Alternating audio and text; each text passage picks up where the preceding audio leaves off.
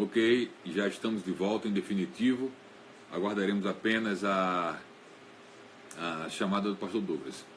Para quem está chegando agora, paz do Senhor a todos.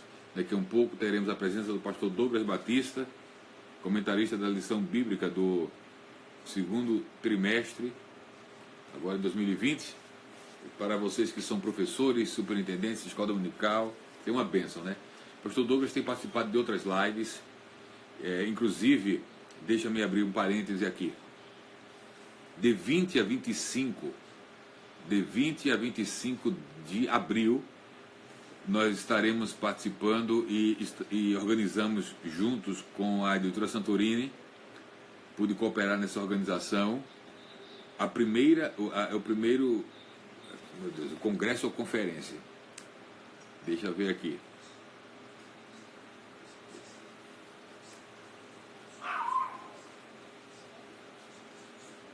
(20 a 25 de abril). Primeiro Congresso de Educação Cristã. Primeiro Congresso Virtual de Educação Cristã. Inédito aqui no Brasil. Olha o que tempos de quarentena não faz, hein? Primeiro Congresso Virtual de Educação Cristã. Com a participação nossa, pastor Ziel Lourenço, diretor da Santorini, como moderador, com a minha participação, Douglas Batista está acenando. Douglas, aqui. Agora nós vamos... E depois a gente anuncia aqui no final o congresso. Que, inclusive o pastor Douglas será um dos participantes. Muito bem. Paz do Senhor, meu querido, tudo bem? Paz do Senhor, meu amado, como está? Está tudo bem, graças a Deus. Eu quero, em primeiro lugar, Douglas, agradecer a vossa gentileza de atender nosso convite. Eu vi que você também atendeu, daqui de Abreu e Lima, o convite do pastor Abraão, lá para a nossa escola teológica. E parece que esses dias estão sendo bem movimentados para você. Né? Mas eu acho isso importante, interessante, porque a gente otimiza o nosso tempo. Né? Ficar em tempo de quarentena parado, só vendo notícias ruins na televisão. Mas, assim, é uma alegria tê-lo conosco e gostaria desde já, inicialmente, de que você trouxesse suas considerações iniciais aí para o pessoal que está conosco. Muita gente já entrando aí para lhe ouvir. É um prazer muito grande, pastor Tair, estar com um amigo nessa live. Quero enviar minha saudação a todos os irmãos e as irmãs que estão nos acompanhando. De fato, como o irmão comentou, nesse período de quarentena, graças a Deus que nós estamos com esse recurso. Se fosse um outro tempo, uma outra época, nós estaríamos entediados. Mas, graças a Deus, estamos usando bem esse recurso para falar das coisas dos céus. Obrigado pelo convite. A alegria é toda nossa. Eu estava falando, e vou deixar para depois anunciar com maior propriedade, que nós estaremos assim, participando de um evento, acredito que é inédito, em tempos de quarentena, que é o primeiro Congresso Virtual de Educação Cristã. Um trabalho onde eu estarei falando sobre a educação teológica nas Assembleias de Deus do Brasil. O pastor Douglas Batista estará ministrando sobre a rede assembleiana de ensino. O pastor e professor Marcos Tuller sobre didática aplicada à educação cristã. O professor Marcos Tedesco, também que é comentarista de lição da área infantil da CPAD, estará falando sobre metodologias criativas para o público infanto-juvenil. O pastor Gesiel e a irmã Clérima estarão falando sobre Libras no contexto das Assembleias de Deus, educação especial. E o professor e pastor Camuel Lima, lá do Rio, falará sobre escola dominical transformadora. Então, 20 a 25 de abril, teremos aí esse primeiro congresso virtual de educação cristã. Penso que vai ser uma bênção também. Ok. Pastor Douglas, o tempo aqui passa velocíssimo, como diz em italiano. Então, vamos aproveitá-lo bem. O pessoal está entrando aí, a Kézia Mesquita entrou, a Leila... E vamos lá, vocês estão tendo o privilégio de receber aí o comentarista da lição em sua casa. A gente vai iniciar, pastor Douglas, perguntando para... Hoje eu sou o entrevistador, você é o entrevistado. A gente vai interagir em algum momento. Deixa eu só falar para os irmãos. Pastor Douglas, ele atualmente também, ele é pastor em Brasília, e é o primeiro, é o presidente do Conselho de Educação da nossa Convenção Geral, e tem feito um grande trabalho na área da educação. Tive o privilégio de trabalhar com ele vários mandatos, fui vice-presidente dele, foi meu chefe várias vezes, até que fui para a Itália e tive que me ausentar do Conselho. Mas foram tempos muito bons e ainda temos tido a oportunidade de contactar com ele. Já estive lá na igreja onde ele pastoreia ano passado, e é muito bom tê-lo como amigo, pastor Douglas. O senhor tem sido uma grande bênção, instrumento aí de defesa aí dos princípios doutrinários e teológicos da nossa Assembleia de Deus, e um grande propagador e difusor da importância da educação teológica. Então, com vossa reverendíssima, a palavra. A importância de se estudar a Epístola de Paulo aos Efésios. Meu amigo pastor Altair, primeiro quero mais uma vez agradecer a Deus pela oportunidade de participar com um amigo dessa live. Como o bem mencionou, nós trabalhamos juntos por anos no Conselho de Educação e Cultura, e depois da sua ida, então, para a Itália, não foi mais possível. Nós estamos juntos nesse trabalho, mas estamos trabalhando em outras áreas em prol do Reino de Deus. Então, é uma alegria grande cooperar com o companheiro. A escrita da Epístola de Paulo aos Efésios, ela é considerada, como o irmão bem sabe, como a coroa, né, dos escritos paulinos, ou também a rainha das epístolas. E ela trata sobre vários temas, mas o de relevância é a igreja eleita. São dois eixos centrais, né? Cristo, a cabeça da igreja, e a igreja, o corpo de Cristo. Então, a relevância do estudo de Efésios é exatamente esse, né? Nós temos a consciência da nossa vocação enquanto igreja eleita de Cristo. Amém. Pastor Douglas, nós teremos nessa noite a oportunidade de termos assim, fazermos um panorama geral do que vai ser a lição durante todo o trimestre, os temas das semanas. Eu queria lhe deixar muito à vontade para, dentro assim da sua dinâmica, aí, o senhor nos apresentar os assuntos e os temas a serem abordados durante esse trimestre, tecendo alguns comentários, obviamente resumidos em razão do tempo, mas dentro daquilo que o senhor entender como importante para falar para os nossos professores e superintendentes que nos assistem nesse momento. Certo. Bem, como todos nós sabemos, as lições bíblicas, elas acompanham o trimestre todo. Nesse segundo trimestre teremos 13 domingos e, portanto, 13 lições. Não é possível abordar, evidentemente, todos os temas presentes na Epístola aos Efésios em apenas 13 lições.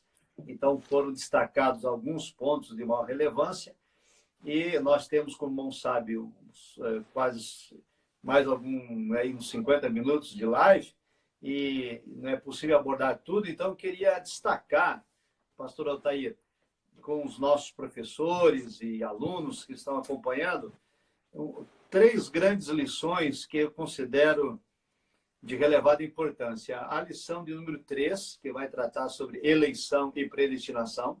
Essa aí é a lição, viu? Exatamente. Eu considero que é um dos temas de maior relevância para o contexto atual que nós vivemos em relação a essa discussão teológica, né? E também queria fazer aqui uma especial atenção para a lição de número 6, que vai tratar sobre a condição do gentio sem Deus, então, a nossa situação anterior. E a lição do número 7, que vai tratar sobre a nossa reconciliação com Deus, é a lição que vai abordar a salvação por meio da graça e não por obras, né? É a lição de número 5 que eu quero destacar. É que são tantas lições importantes, mas vamos lá, vamos repetir. Então, lição 3, eleição e predestinação, e a lição 5, libertos do pecado para a nova vida em Cristo, que vai tratar a salvação pela graça, e que é um tema que considero importante, né, o destaque. E a lição 9, o mistério da unidade revelado, né, o mistério oculto, a igreja. Então, gostaria de destacar essas 3 lições. Todas as outras são também importantes, elas vão numa sequência, né, numa ordem de abordagem paulina, mas quem sabe a gente começaríamos abordando eleição e predestinação, se não tem alguma colocação a fazer. Sobre eleição e predestinação? Isso. Então, o pessoal aqui na tela já começaram a fazer alguns comentários e perguntas sobre o conceito de eleição no contexto pentecostal e sobre essa questão de eleição condicional, eleição incondicional. Qual a perspectiva pentecostal assembleiana de eleição e no que diverge do calvinismo? Ok.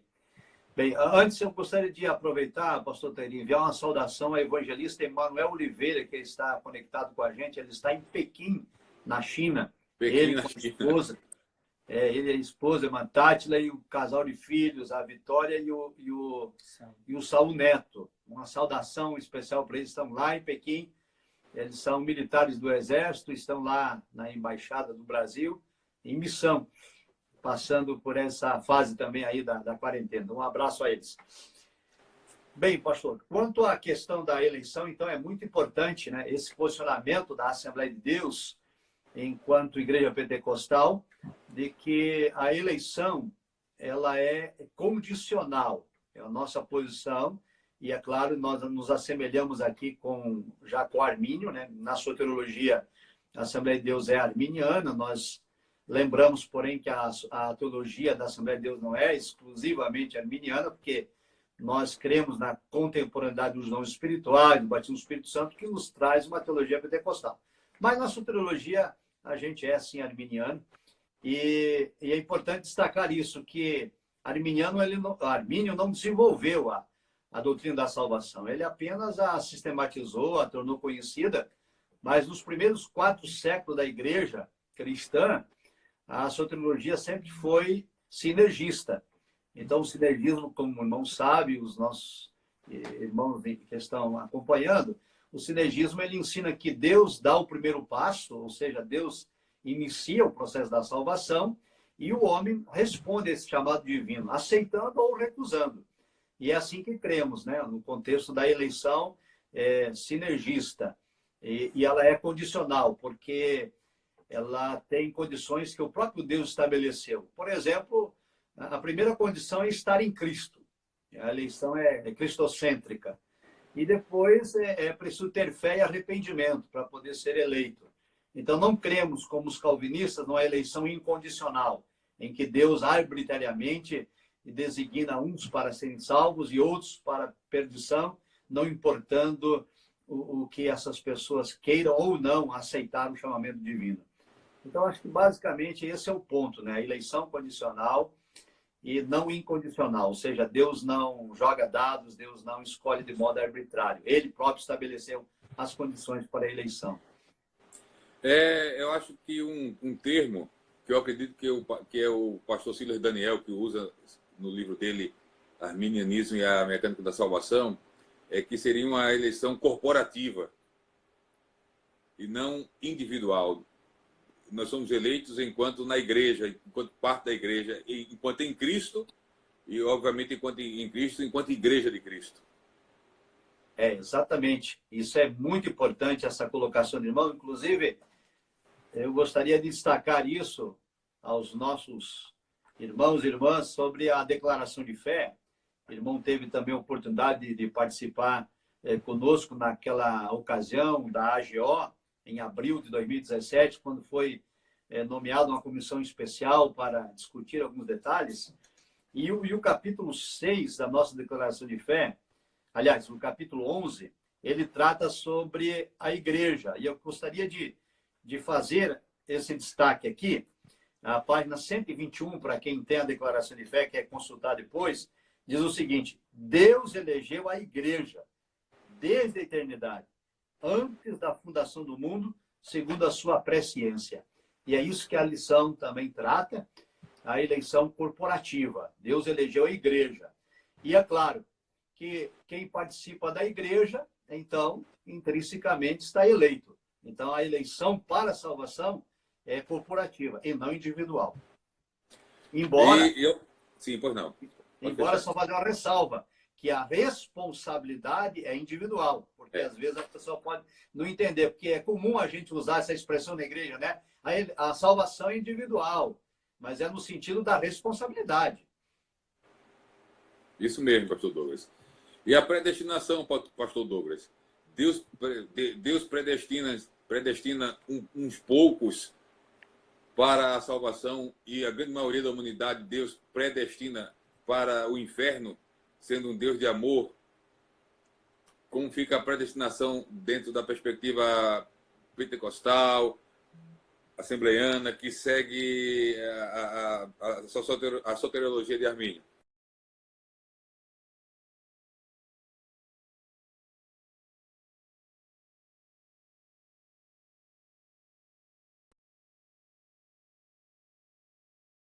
Nós cremos numa expiação ilimitada, ou seja, que Cristo morreu por todos e para todos. Não cremos na expiação limitada como ensina o calvinismo, que diz que Cristo morreu somente para os eleitos. Nós cremos numa expiação ilimitada. Ele morreu por todos e para todos, e evidentemente isso não significa universalismo, que todos serão salvos, mas somente aqueles que crerem. Então, desse modo, a Assembleia de Deus não acredita em predestinação dupla, ou seja, de que Deus predestinou uns para serem salvos e outros para serem perdidos. Nós cremos na predestinação para a salvação. A eleição e a predestinação são termos que estão ligados intrinsecamente, eles dependem um do outro, e tanto a eleição quanto a predestinação se dá pela presciência divina. Deus anteviu pela sua presciência quem iria crer e quem iria perseverar, e a esses ele elegeu e a esses ele predestinou. E é assim que cremos. Muito bem. E aí, com a dádiva dessas bênçãos, vem também na lição, o senhor fala um pouco sobre a questão da adoção, que é um outro tema doutrinário dentro do contexto da doutrina da salvação. Fala-nos um pouco sobre a questão da adoção, pastor Douglas. Olha, esse termo é extremamente importante. O apóstolo Paulo é o único escritor do Novo Testamento que faz uso desse termo, adoção. E não era uma cultura comum entre os judeus, era uma cultura presente entre os romanos. E nós éramos, então, conforme Paulo vai ensinar aos Efésios, nós antes éramos filhos da ira, antes nós andávamos segundo o curso desse mundo, antes nós andávamos segundo os desejos de nossa carne, antes nós estávamos sem esperança, sem Deus no mundo, e etc, etc. A nossa condição era caótica. Agora, o Senhor nos predestinou para filhos de adoção. E a adoção na cultura romana, como até hoje na cultura ocidental, aquele que era adotado passava a ter direito a usar o nome da família de quem o adotava e passava a ter também direito à herança daquela família. E agora, nós não somos, então, mais estranhos, não somos mais forrasteiros. O Senhor nos adotou como filhos e, como tal, Ele nos deu, né, o direito de ter um novo nome, né, de pertencer à família de Cristo e ser herdeiros da vida eterna.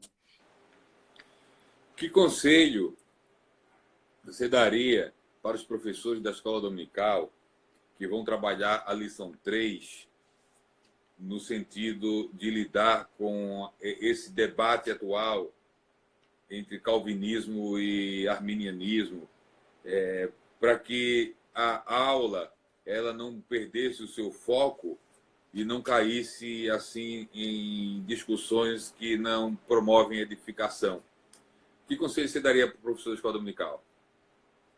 Bem, o meu conselho quanto a isso, eu também falei na entrevista que dei à TV CPAD, para que se evite na sala de aula ou agora, né, virtualmente, o debate desnecessário, porque a ideia não é fazer um combate a quem pensa e ensina diferente. A ideia é apresentar a nossa ortodoxia, ou seja, a doutrina oficial da Assembleia de Deus, o que cremos. E o que cremos é assim. Então, trazer a aula mais nesse sentido de conscientizar os irmãos daquilo que cremos. E então eu faria também uma orientação dos irmãos usarem a Bíblia de Estudo Pentecostal, a Bíblia de Estudo Pentecostal editada por Donald Stamps, que contém aqui o comentário das nossas doutrinas. Lá no livro aos Efésios existe, inclusive gostaria até de deixar aqui mencionado a página, para quem depois quiser consultar, temos lá um resumo da eleição e predestinação de acordo com a nossa perspectiva pentecostal. É a página 1808 da Bíblia de Estudo Pentecostal. E ali está, então, a síntese desses dois termos, eleição e predestinação. Na revista, na lição, eu estou fazendo citação desta referência aqui da Bíblia de Estudo Pentecostal, e ali o professor vai ficar embasado, então. O que cremos é o que está aqui. E se quiser ainda completar, a declaração de fé, no capítulo 10, que trata da doutrina da salvação, onde está claramente lá a nossa posição em relação à eleição e predestinação. Eu acho, pastor Altair, que esse debate de ficar confrontando quem pensa diferente não edifica. Vamos apenas defender o que cremos, sem precisar atacar ninguém. Eu penso que, primeiro dizer que todas essas colocações que estamos fazendo, elas estão embasadas por textos bíblicos na lição e podem ser também consultadas, como já mencionado, na Bíblia de Estudo Pentecostal e na Declaração de Fé. E no livro que acompanha a lição, também escrito por você, a lição o conteúdo está bem mais ampliado, não é isso, pastor Douglas? Inclusive aproveitar, deixa aí fazer uma divulgação do livro, A Igreja Eleita. Quem desejar adquirir está disponível virtualmente nos sites da CPAD e demais sites que trabalham com essas vendas. Temos aqui no livro cerca de 70% de conteúdo a mais do que está na lição. É muita coisa. É muita coisa. Ajuda bastante ao professor. Muito bem. Eu queria, só para passarmos para a próxima lição, são 3 lições que nós vamos assim fazer um resumo. Eu tive a graça de Deus de ser aluno da escola dominical, professor, superintendente local, aqui nós chamamos no Pernambuco de dirigente da escola. Tive a oportunidade de ser superintendente geral e quero assim dar um conselho também nessa questão para professores. É bem provável que em algumas salas de aula, algum aluno pode se levantar para confrontar o professor com teologia calvinista. Porque nós temos no nosso contexto assembleiano algumas pessoas que estão um pouco... tentar usar uma palavra mais leve. A palavra mais leve que eu achei foi contaminadas. Então é provável que, de repente, professor, você vai se surpreender com um aluno que já está envolvido por doutrina calvinista e vai tentar lhe confrontar no domingo. O conselho que eu dou é o seguinte: não entre no jogo dele. De forma educada, escute, não deixe ele tomar muito tempo, senão ele vai doutrinar a sua sala, mas faça ele entender que o nosso ponto de vista é outro e que, se ele tiver alguma dúvida sobre a questão, depois da aula, ele trata direto com você, porque senão aí é um outro problema aí sério que pode desvirtuar uma aula. É só uma dica para os professores aí que podem lidar com esse tipo de situação. Na lição 3. Eu gostaria, pastor Altair, de corroborar com essa sua palavra, de que o professor evite a polemização, a polêmica, e se algum aluno tiver dúvidas, então, quanto à nossa ortodoxia, querer defender um outro posicionamento, faça como o irmão está orientando. Converse com ele depois no particular, porque senão a aula vai virar em torno de debate e não vai haver produção. Houve aqui no comentário um pedido de sugestão sobre um comentário bíblico bom. E eu estou vendo ele aí na sua retaguarda. Um comentário bíblico bom do Novo Testamento, esse comentário pentecostal do Novo Testamento. É uma ferramenta muito, muito útil, né, pastor? Olha, um comentário bíblico bom. Foi Giovanni de São Vicente de Seridó que pediu a dica. Tá aí, ó. Bíblia de Estudo Pentecostal, comentário bíblico pentecostal, declaração de fé, O livro tema da lição, olha, você está aí com muitas ferramentas que vão ajudar muito, muito na lição bíblica. Pastor Douglas, vamos partir para a lição 5? Vamos lá. Para falar sobre graça, fica à vontade. A lição de número 5, ela trata do capítulo 2, versículo 1 até o 10, primeiro tratando da nossa antiga condição, né?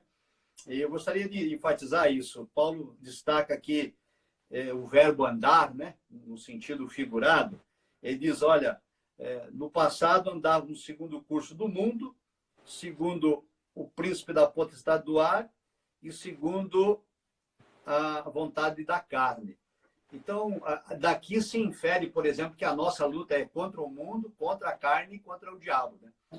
E de fato, Paulo trata isso aqui nos versículos iniciais, né? O verso 2, andasse no curso do mundo, segundo o príncipe das potestades do ar e de acordo com os filhos da desobediência. Mas aí aconteceu alguma coisa, né? No versículo 4 diz, mas Deus, que é riquíssimo em misericórdia pelo seu muito amor, quem nos amou, estando nós ainda mortos, nos vivificou. E aí esse novo nascimento se dá por meio da graça. E é o ponto 2, então, aqui da lição, vivificados pela graça, e o ponto 3, a salvação não vem das obras. E isso é importante porque, às vezes, a Assembleia de Deus ela é acusada de ser pelagiana ou semi-pelagiana, né? Porque nos acusam que nós acreditamos que a salvação se dá por iniciativa do homem, que as obras fazem parte, e não cremos assim. Nós cremos conforme a Bíblia diz. A salvação é por meio da graça, é um favor imerecido que nos foi dado por Deus por graça. Outrora andávamos afastados de Deus e agora, por graça, ele nos trouxe para si. E Paulo diz, agora temos que andar, então, como nova criatura. Muito bem. O tema graça tem sido objeto de conversa já aqui também com o pastor Clauber Maia, inclusive o Valmir Nascimento, que também é um comentarista de lições bíblicas, escreveu um livro, até o Valdeci, o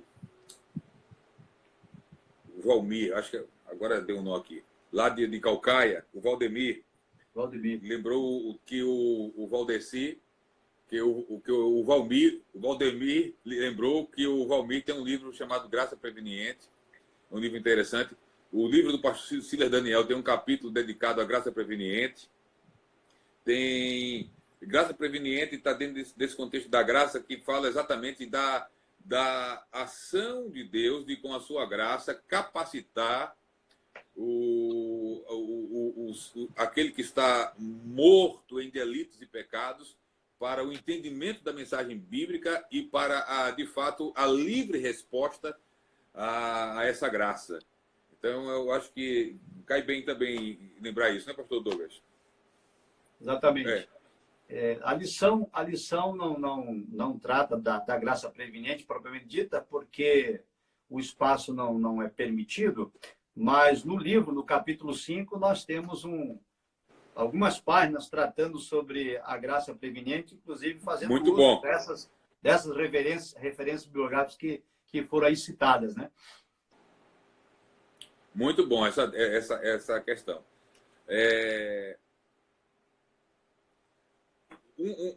No primeiro ponto da lição, que fala da nossa condição anterior, antiga natureza, eu acho que é bem importante também pontuar um assunto que, graça preveniente, eu vou tratar agora, semana que vem, com o Clauber Maia. Mas nós tratamos nessa semana sobre depravação total.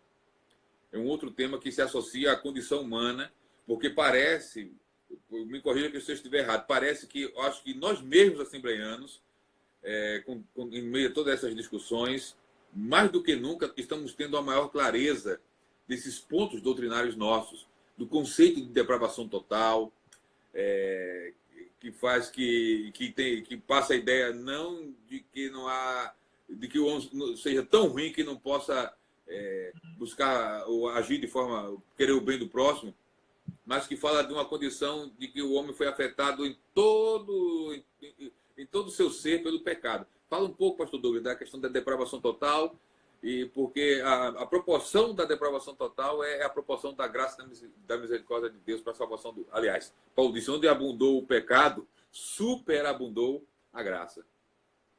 Exatamente. Essa questão da depravação total é importante se destaque, porque, no meu entendimento, nesse ponto de depravação total, Calvino e Armínio estão concordes. O ser humano não pode, por si próprio, dar o primeiro passo em direção a Deus. E isso é pelágio, ou até semi-pelagiano. Se bem que Pelágio e semi-pelagiano tem uma diferença, mas a ideia é quase a mesma. Então, a nossa posição pentecostal e bíblica é de que nós estamos, como Paulo diz, estando vós ainda mortos em vossos pecados, né, e delitos, Cristo vos vivificou pela graça. Então, a iniciativa, ela é de Deus. Deus dá o primeiro passo.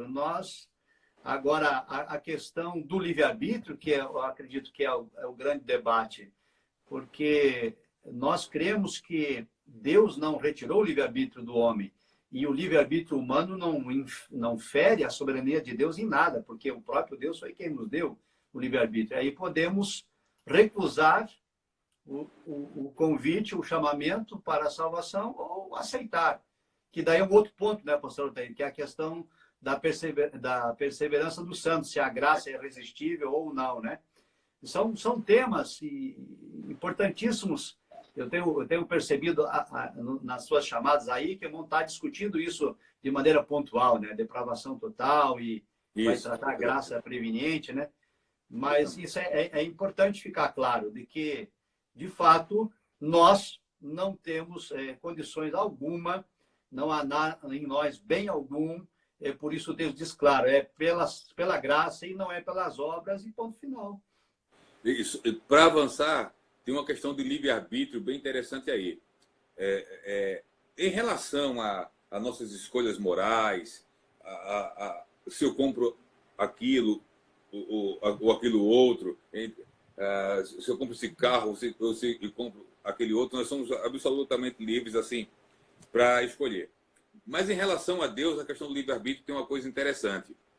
Porque, por mais que nos esforcemos ou pensemos, nós nunca, na condição que estamos, vamos poder conseguir a salvação. Eu decido ser salvo. Nós não vamos poder decidir ser salvos se Deus não agir primeiro, como você falou. Então, o pecado afetou o nosso livre-arbítrio em relação à nossa atitude para com Deus.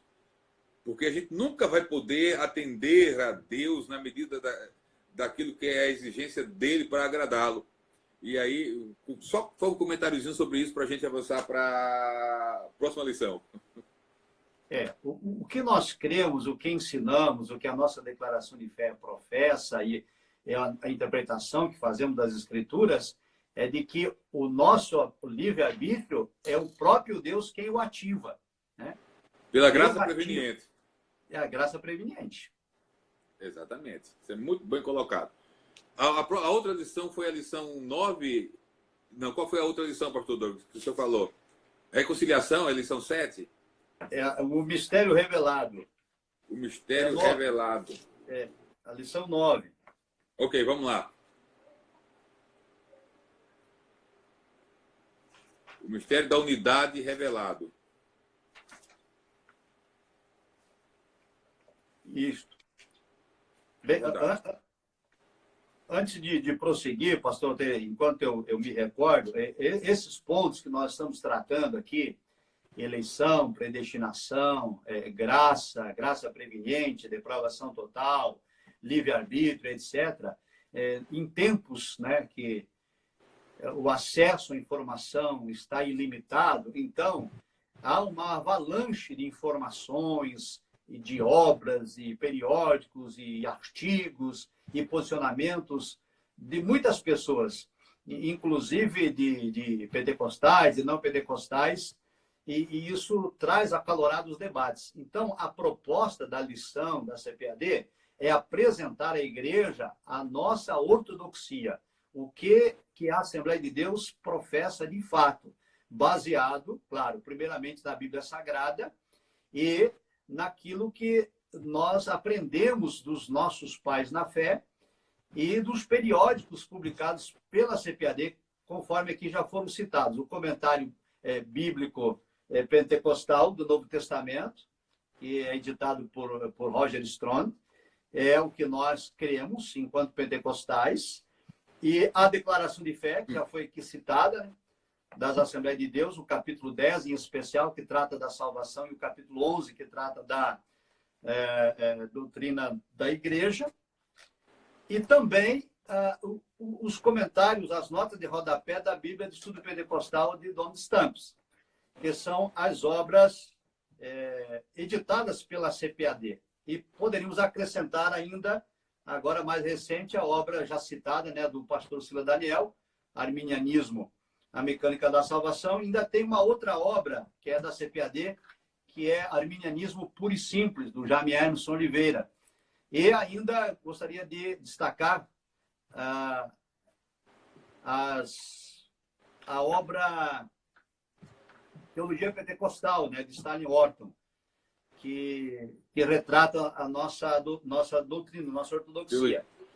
Então, só para deixar claro isso, porque o professor pode encontrar dificuldade, porque mesmo em nosso meio pentecostal, pode ter irmãos que são também como a gente da linha soteriológica arminiana, mas tem entendimento, às vezes, diferenciado sobre se a predestinação é dupla, se não é, se o livre-arbítrio é ativado ou se não é. E para evitar esse debate, é por isso que apresentamos a lição para dizer que a nossa declaração de fé é essa. Muito bem. É até um conselho que a gente dá. Antes de você se aventurar em outras teologias, procure se aprofundar e conhecer a teologia da igreja que você faz parte, a nossa declaração de fé, para só depois ter um fundamento e uma base para poder conhecer o que se diz e o que diverge. Acho que esse é um ponto fundamental. Pastor Douglas, o mistério da unidade revelado. O tempo voa. Tem uma questão aqui para o final, viu? Que é uma para você, mas é coisa tranquila aqui. Depois daqui, da lição 9, tem uma coisa bem interessante aqui para a gente falar. Ok. O mistério da unidade revelado. O mistério revelado, nós trazemos, então, na lição, para os alunos, para a igreja, e o mistério de que os gentios também faziam parte do plano eterno da salvação é revelado no Novo Testamento, porque esse mistério ficou oculto na Antiga Aliança. Oculto no sentido de que os profetas da Antiga Aliança tomaram conhecimento disso, mas não entenderam, não compreenderam, não tiveram a elucidação, porque eles falaram sobre isso. Por exemplo, em Abraão serão benditas todas as famílias da terra. Olha, todas as famílias incluem os gentios, mas não se sabia como isso ia acontecer. E gentios e judeus estavam em inimizade, conforme Paulo vai falar aqui aos Efésios, né? Havia uma barreira que separava esses povos. Ele vai lembrar que nós, os gentios, éramos incircuncisos, que nós éramos estranhos às ordenanças, aos concertos e às promessas e tudo mais, e sem esperança, sem Deus no mundo, etc. De modo que para os gentios não havia expectativa de salvação, embora Deus já tinha planejado isso desde a eternidade. Então, o mistério revelado é exatamente esse, que os gentios também estão inclusos no plano da salvação e que Deus iria desfazer inimizade e de ambos os povos, judeus e gentios, formar um povo só chamado a igreja. Então, o mistério revelado, ou o mistério oculto, é a igreja formada por gentios e judeus que foram eleitos pela presciência divina, conforme já tratamos aqui. Exato. Isso está muito claro no capítulo 3º, do verso 4 ao 6 da Epístola aos Efésios. Pelo que, quando ledes, podeis perceber a minha compreensão do mistério de Cristo, o qual noutros séculos não foi manifestado aos filhos dos homens, como agora tem sido revelado pelo Espírito aos seus santos apóstolos e profetas, a saber que os gentios são co-herdeiros e de um mesmo corpo e participantes da promessa em Cristo pelo Evangelho. Então, está aqui muito claro. Inclusive, esse mistério, a gente pode até acrescentar que teve uma revelação gradual, porque, por exemplo, nos próprios evangelhos, nas narrativas do Evangelho, Jesus já dá sinais de uma atenção aos gentios, mesmo com uma missão para judeus que ele veio, né? Ele veio buscar e salvar as ovelhas perdidas da casa de Israel, mas ali ele já dá atenção para os gentios, né? A mulher Ciro-Fenícia é elogiada pela fé que ela demonstra, e depois isso vai se processando. Em Atos 10, o apóstolo Pedro é surpreendido com aquela visão lá do lençol descido com animais impuros. Tudo é o Espírito Santo trabalhando no processo de revelação desse mistério. Quando Paulo escreve aos Efésios, a carta aos Efésios é uma das cartas mais, como posso dizer assim, profundas em termos de espiritualidade, de revelação das coisas celestes, regiões celestes, mistério. É uma carta escrita num nível até de maturidade bem considerada para uma igreja. Já são assuntos assim de não mais leite, mas já são manjares que Paulo está dando para a igreja em Éfeso. Mas a gente vai vendo paulatinamente a revelação desse mistério, até que ele é escancarado, e Paulo, escrevendo aos Efésios, aí rasga, como apóstolo dos gentios, aquilo que, porventura, ainda se tinha alguma dúvida. Não é isso, pastor Douglas? É exatamente isso. Inclusive, ele chega a dizer assim, né? Esse mistério que estava oculto não tinha sido revelado, e ele vai usar a expressão como agora, né? Ou seja, agora a revelação completa, né? Na plenitude dos tempos está a revelação desse mistério oculto, essa dádiva da nossa vocação, da nossa eleição. Por isso é o tema, né, principal desta revista, a igreja eleita, redimida pelo sangue de Cristo e selada com o Espírito Santo da promessa. Amém. Qualquer outra consideração, pastor Douglas, dentro dessas lições que foram faladas, ou estamos com um tempo bom, o tempo trabalhou a nosso favor? Alguma outra observação que, em termos de conteúdo, que desejar fazer, fica à vontade. O tempo é seu. Daqui a pouco eu vou... Fica à vontade. Eu acredito, pastor Ataíde, que é necessário a gente também lembrar um detalhe, que é da lição de número 2, quando Paulo fala sobre... Aliás, desculpe, a lição de número 4, não a 2. Um detalhe que a gente precisa pensar um pouquinho é a iluminação espiritual do crente. Sim. Irmãos, sabe que nós somos teólogos e trabalhamos com a teologia há muitos anos e somos defensores da hermenêutica, da exegese, dos métodos, né? Método gramatical, método histórico, etc. E não podemos fazer uma interpretação espiritualizada das Escrituras tão somente. Mas a iluminação espiritual do crente não pode ser descartada totalmente, como me parece que vem sendo descartada em alguns meios acadêmicos, né?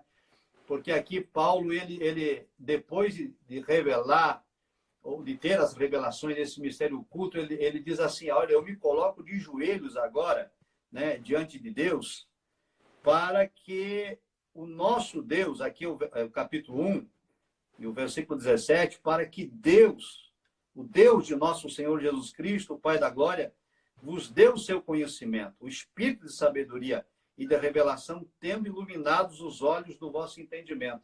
Ou seja, Paulo entende que essa vocação, essa eleição, não pode ser compreendida meramente de modo racional ou intelectual. É preciso ter uma iluminação do espírito para compreender a vocação, para entender o privilégio que nós temos de sermos salvos. E essa lição de número 4 vai tratar sobre isso. Não estamos aqui espiritualizando as interpretações das Escrituras, mas lembrando que nós somos pentecostais e que nós cremos que o Espírito Santo ainda guia a igreja.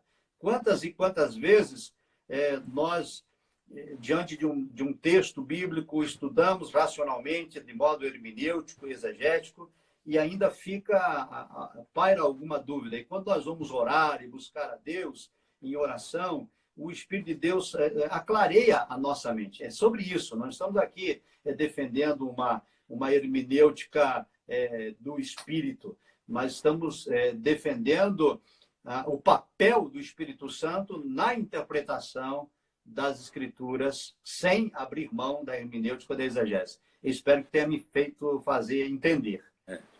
Eu lancei um livro agora há pouco, pastor Douglas, esse livro aqui, Interpretando as Narrativas Bíblicas, que é um livro que a gente apresenta a análise narrativa em parceria com o método história gramatical como ferramenta para interpretar narrativas bíblicas. E o último capítulo desse livro fala exatamente sobre o papel do Espírito Santo na iluminação, no processo de exegese. E a gente viveu um momento, inclusive está na minha fala na introdução, parece que houve um momento onde a maior parte de nós do contexto pentecostal sobrecarregava o Espírito Santo de uma responsabilidade e ficávamos sem nenhuma no que diz respeito à leitura, ao estudo e à pregação da palavra. Então era tipo assim, o Espírito Santo vai dar tudo. Eu não preciso nem dedicar, não preciso nem estudar. Eu vou abrir a Bíblia lá no púlpito e a mensagem virá na hora. Então houve um tempo em que se deu muita ênfase ou total responsabilidade ao papel do Espírito no processo de interpretação e exposição da palavra. E hoje a gente parece que em alguns setores vai para um outro extremo. Deixa o Espírito de fora e confia só no papel da investigação. Trocaram ele, saíram do extremo de só o Espírito, de só basta a eliminação do Espírito, para o extremo de só precisamos da investigação metodológica. E eu escrevo que é importante encontrar um meio termo nisso. O Espírito está presente em todo o processo exegético, ou pelo menos deveria. Se convidado, ele vem. Com certeza, pastor. Estou plenamente de acordo. E é isso que a lição trata, essa lição sobre a iluminação, que é essa necessidade da busca do equilíbrio, né? E, infelizmente, alguns têm ido para o extremo. De um lado, apenas o Espírito, de outro lado, apenas a hermenêutica, e isso não é salutar e também não é bíblico, porque há responsabilidade para nós. O próprio Cristo disse, né? Examinai as Escrituras. João 5,39, todos nós conhecemos. E ainda fechando a questão da iluminação, nós acreditamos que não há a mínima possibilidade de se crer na mensagem do Evangelho, lida ou pregada, sem que essa iluminação do Espírito atue na mente do homem pecador, ali em conjunto com a graça preveniente. Eu acho que caminha bem junto ali.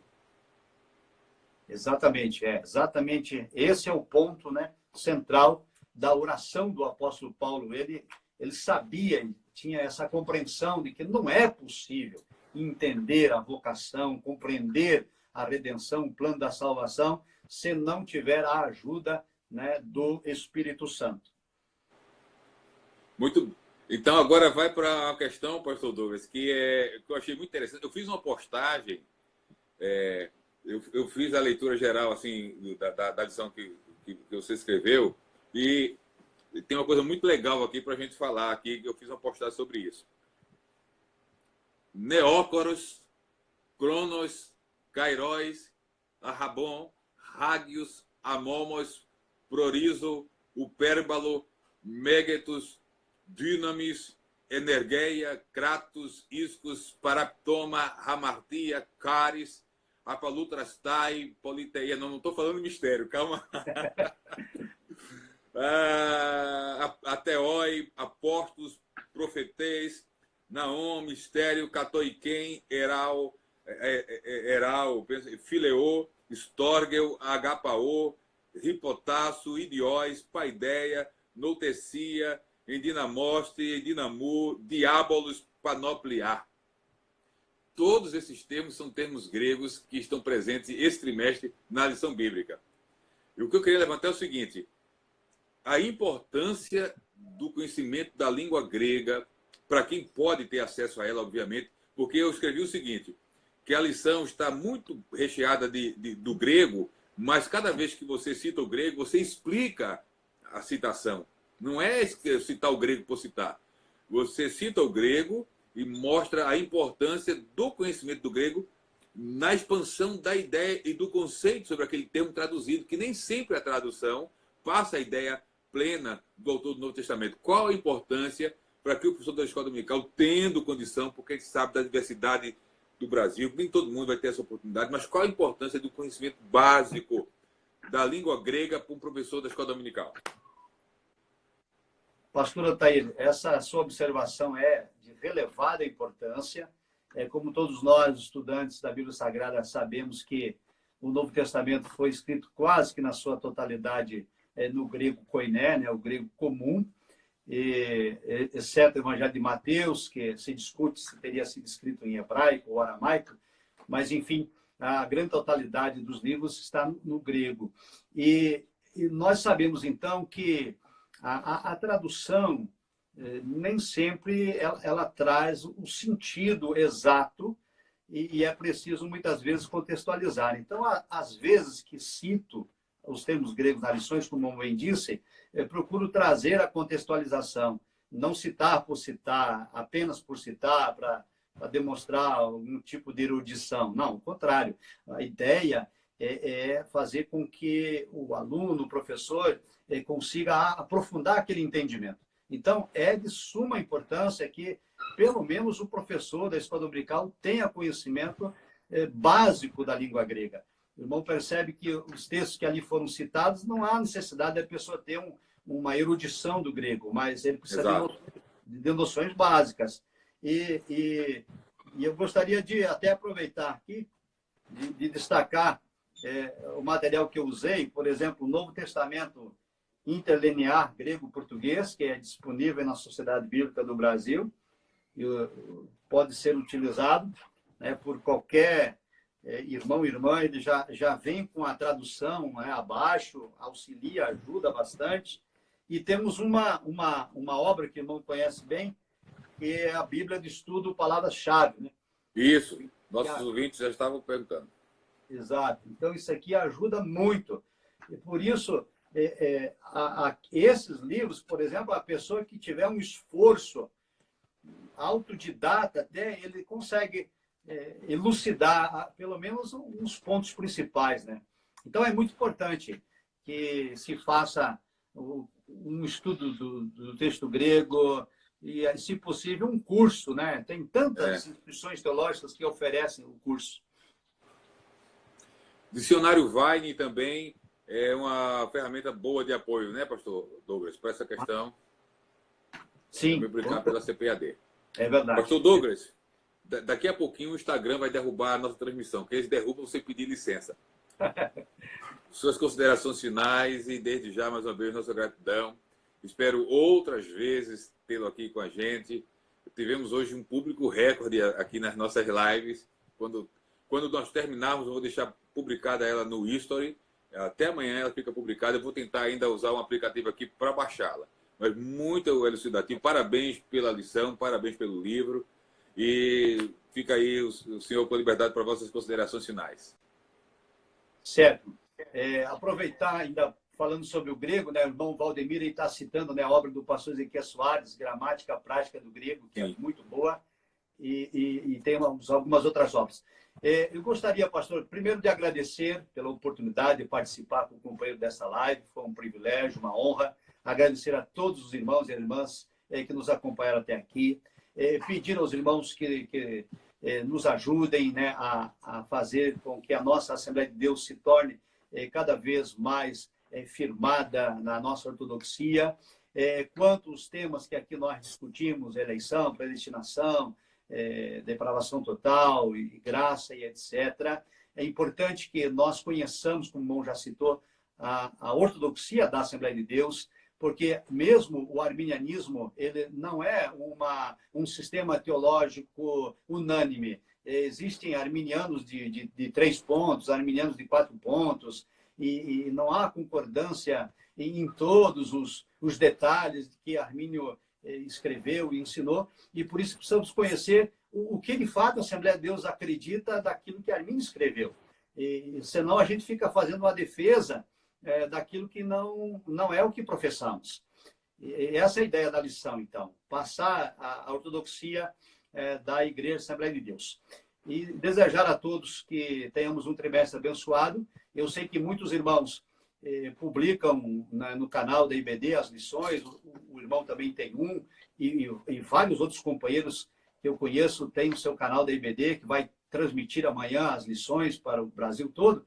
Mas eu gostaria de fazer aqui um convite para quem não tem ou quer ajudar a divulgar. Amanhã a TV CPAD, em virtude desse nosso isolamento social, vai, pela primeira vez, transmitir online 50 minutos da lição. Estarei comentando, então, pela TV CPAD a partir de 9 horas da manhã. Vai ficar depois salvo, quem não puder assistir às 9 horas, assiste depois. Mas fica aí o convite. E muito obrigado, pastor Tair, mais uma vez, pela honra de participar dessa live. E um abraço para todos, rogando a Deus que guarde e proteja a cada um de nós e que os sintomas do coronavírus não atinjam a nenhum dos seus servos.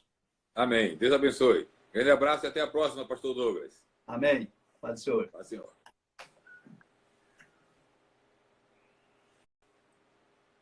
Bem, queridos, encerramos a nossa proveitosíssima conversa com o pastor Douglas. Obviamente, o tempo é pouco para tanta coisa para ser falado, mas vamos caminhando.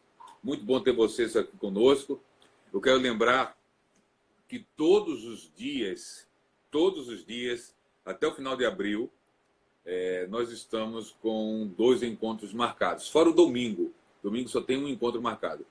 Eu estou com uma live todos os dias, de 4 horas da tarde, horário de Brasília, no Facebook, onde nós criamos um espaço chamado Encontro Online com o Leitor. Todos os dias, 4 horas da tarde. Estamos indicando livros lá e falando sobre hermenêutica a partir dessa nossa obra aqui, interpretando as narrativas bíblicas. Amanhã nós teremos a 3ª aula sobre hermenêutica, com ênfase na interpretação das narrativas bíblicas. Não precisa fazer inscrição, nada. 4 horas da tarde, no Facebook, você entra no meu perfil, Altair Germano, e você participa conosco. Tá? Dicas literárias, estudo bíblico e um bate-papo com o leitor. E à noite, todas as noites, estamos com um encontro marcado aqui também às 22 horas. Amanhã é domingo, nós não temos. Mas na segunda-feira, a gente retoma aqui com nossos encontros. E segunda, nós temos aqui a participação do pastor Kleber Maia. Estamos falando com ele toda semana sobre teologia arminiana. E nessa segunda falaremos sobre graça preveniente. O Araújo pergunta: pastor, teria como abordar o suposto assunto do pastorado feminino? O pastorado feminino eu vou trabalhar nesses meus encontros no Facebook às 4 da tarde. Quando nós terminarmos a disciplina hermenêutica, que estamos dando um estudo sobre hermenêutica, a gente vai entrar falando sobre dons e ofícios ministeriais, e esse é um assunto que estará também. O Jonatas diz: compartilhe essa live. Bom, eu vou concluir agora com vocês. Grande abraço. Quando eu encerrar a live, eu já vou deixar compartilhada no history aqui do Instagram, para que você possa revê-la, você que chegou depois, tá ok? O Valdemir de Kleber Maia é fera, um dos grandes expoentes do arminianismo. Mais uma vez, Deus abençoe a todos. Nosso muito obrigado. Até amanhã, às 4 da tarde, no Facebook, para esse encontro diário, tá ok? Grande abraço e até lá, se o Senhor assim nos permitir.